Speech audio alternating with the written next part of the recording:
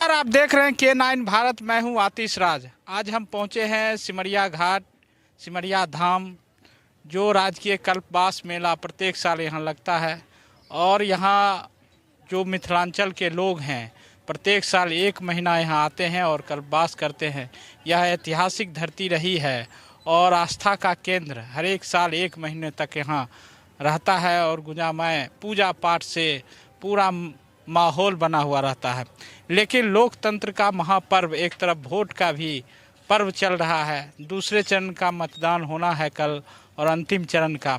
खासकर मिथिलांचल का एरिया जो होता है उसमें 11 तारीख को मतदान होना है और मिथिलांचल से काफ़ी लोग यहाँ कल्पवास करने आते हैं। हमारे साथ बउआ हनुमान जी हैं, बरसों से यहाँ आ रहे हैं, तपस्या करते रहे हैं। इनसे जानने की कोशिश करते हैं। इस बार दो चीज़ हुआ है, एक तो आपका जो आस्था का ये पर्व है वो चल रहा है, दूसरी तरफ लोकतंत्र का महापर्व चल रहा है। ऐसा पहली बार देखने को मिल रहा है कि कल्पवास मेले के दौरान वोटिंग इस बार पड़ा है।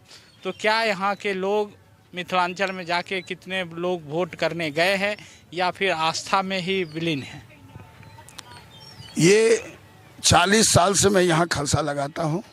ये पहली बार हमको ऐसा हुआ है जो हम वोट से वंचित हो गए हैं, क्योंकि जैसे ही सनातन धर्म के लिए ये आवश्यक है, उसी तरह से भारतीय ये मौलिक अधिकार के लिए हम वंचित हो रहे हैं। ये भारत के लिए मौलिक अधिकार जो है, हम लोगों का मतदान का जो केंद्र है, मतदान करने का जो विधान है, उसमें हम लोग आज वंचित हो रहे हैं।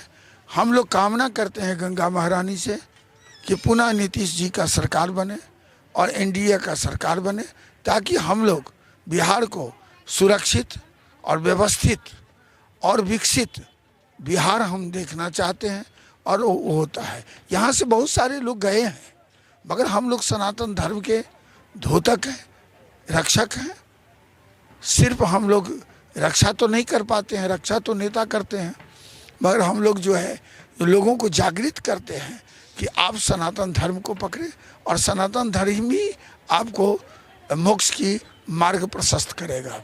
आपके खलसा से बहुत लोग गए हैं। हाँ, कल जो है सब वोट के गिराने के लिए बहुत लोग गए हैं और फिर पुनः चले आएंगे।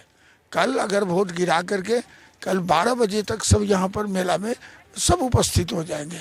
यही है अंबेडकर जी का भारत, संविधान का भारत। संविधान हमारा जो कहता है कि हम मौलिक अधिकार को नहीं छोड़ें और हम अपना चुनाव अपने ढंग से करें, ताकि हमारा सुरक्षा, हमारी पद्धति का सुरक्षा, हमारा सनातन धर्म का सुरक्षा हमको स्वयं करना होगा। और हम लोग इसी के लिए इतना तपस्या करते हैं। जो मेला का जो लगातार एक महीना तक यहाँ चलता है, क्या बदलाव आते जा रहा है? ये तो संजय जी का कारोबार है। नेता तो बहुत बना बिहार में, जगन्नाथ मिश्र, श्री बाबू से लेकर के अभी तक बहुत सारे नेता आए, बहुत को मैंने देखा। मगर अभी जो ये संजय जी जो हम लोगों को सुरक्षित, सुशोभित और स्वस्थ की तरह हम लोगों को रखे हैं, शायद आने वाली पीढ़ी उनको याद जरूर करेगा। सिमरिया और डेवलपमेंट होते जा रहा है। प्रधानमंत्री यहाँ आए थे, मुख्यमंत्री खुद आए थे। देखिए, यहाँ आने के लिए तो सब आएंगे, ये मोक्ष का कारक है। मगर यहाँ आकर के क्या करते हैं? नमो भारत यहाँ बना, मगर आज वो सब ढा करके नीचे चला गया। इससे नहीं होता है। सिमरिया का तो आत्मा में रखना पड़ेगा। सिमरिया को, गंगा को, पवित्रता को देखना पड़ेगा।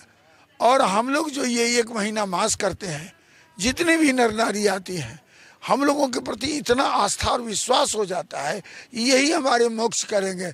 हम तो खुद मोक्ष के लिए बैठे हुए हैं, मगर वो मोक्ष की कामना करते हैं कि नहीं, ये महाराज जी जो हैं आशीर्वाद देंगे तो हमको मोक्ष मिल जाएगा। साफ सफाई कितना रहता है? अभी तो कुछ कम हो गया है, इसलिए कि इलेक्शन में सब लगे हुए हैं, इसलिए कुछ कम हो गया है। नहीं तो करीब करीब सफाई का अभी जो डीएम साहब आए हुए हैं वो मोटरिंग कर रहे हैं, वहाँ से लोगों पर ध्यान दे रहे हैं। अभी पैखाना में जो है गंदा नहीं होता है, साफ सफाई पर ध्यान दिया जा रहा है। इसलिए और मैं उनको भी हम अपने साधु समाज के तरफ से, मीडिया प्रभारी के तरफ से हमने ये उनको आशीर्वाद देते हैं कि आप सदा इसी तरह से जहाँ भी रहें सनातन धर्म को बचाते रहें। 40 साल से आप आ रहे हैं, क्या लगता है धीरे धीरे बदलाव हो रहा है? बहुत हो रहा है। जो जवान आदमी यहाँ स्नान, हम जब आए थे तो बुढ़ापा जब आता था तो वो आदमी मरने के लिए आता था। अब यहाँ जो आता है सो धर्म को रक्षक करने के लिए आ रहा है। दोनों में अंतर हो गया है। अब तो जवान लोग आते हैं, बच्चे लोग यहाँ पर कल्पवास कर रहे हैं। और पहले लोग जो घर पर नहीं मरता था उसको लेकर के आते थे, उसकी बेटी, उसका बेटा, उसकी पुतोहू लेकर के आता था, 1 महीना में वो मर जाता था, यहीं श्राद्ध करके सब चला जाता था। ये मैंने देखा है यहाँ का। यहाँ मोक्ष के लिए लोग आते थे, जैसे काशी में मरने के बाद मोक्ष की प्राप्ति हो जाती है, उसी तरह से सिमरिया में लोग, मिथिला के लोग यहाँ अगर शरीर छूट गया तो कहता है कि हे भगवान यही अगर हमको भी देना, हमको अंतिम में हम यहीं पर मोक्ष ले लें। एक चीज़ और जानना चाहेंगे आपसे कि जो यहाँ लोग मिथिलांचल के लोग आते हैं और नेपाल से भी लोग आते हैं, क्या लगता है दिन प्रतिदिन बढ़ोतरी हो रही है या कमते जा रहा है? ये जैसे जैसे सरकार जो है पर्यटन को बढ़ावा दे रही है वैसे वैसे यहाँ पर भीड़ ज़्यादा बनता जा रहा है और लोगों में आस्था होने लगा है।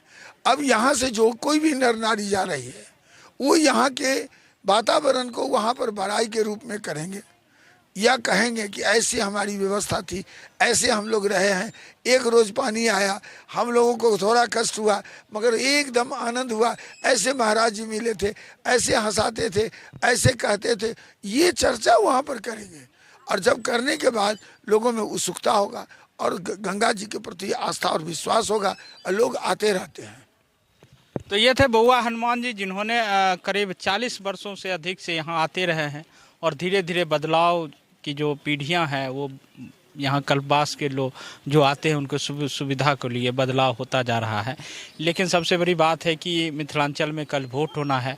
यहाँ से काफ़ी संख्या में लोग वोट करने के लिए कल ही निकल चुके हैं, कुछ आज भी निकल चुके हैं और वोट करके फिर यहाँ आएंगे, क्योंकि आस्था सबसे बड़ी चीज़ है। पहले आस्था और उधर लोकतंत्र का महापर्व भी मनाया जा रहा है, इसलिए लोग आस्था को कुछ घंटों के लिए छोड़कर वह लोकतंत्र के महापर्व में शामिल हुए हैं और होने जा रहे हैं।